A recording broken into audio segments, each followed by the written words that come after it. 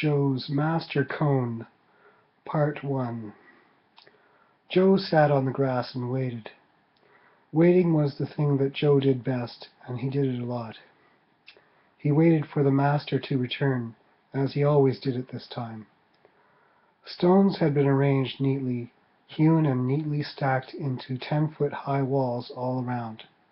The sun shone brightly down onto the short green grass, peppered here and there with colorful wildflowers.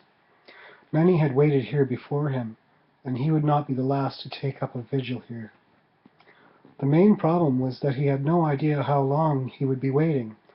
The master could come back at any time, or not at all, theoretically. He thought of perhaps waking one of the others, but soon dismissed the idea.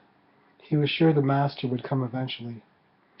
Joe relaxed and sat back against the tree under which he hid from the heat of the sun. The air shimmered in the middle distance as he surveyed the expanse of his domain. The master's domain, really.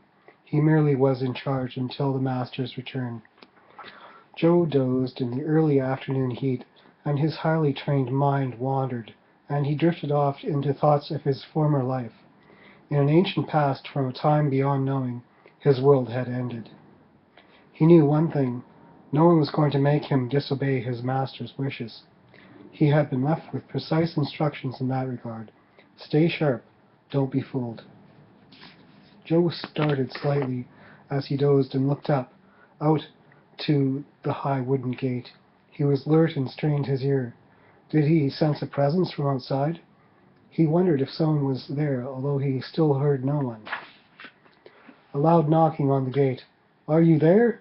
The master sent me." Joe wasn't fooled. They always claimed to have been sent by the master. He thought he would wait and see what the voice would come up with to say next. He waited. Joe sat on the grass and waited. Waiting was the thing that Joe did best. He did it a lot while he waited for the master to return. The flowers were like stars of color on the short, bright, lush green grass. They glimmered in the sun. "Pick me," one flower seemed to say. "Pick me," another flower urged. "Pick me, and I will wait for you while you explore beyond these walls," one said. Joe wasn't fooled.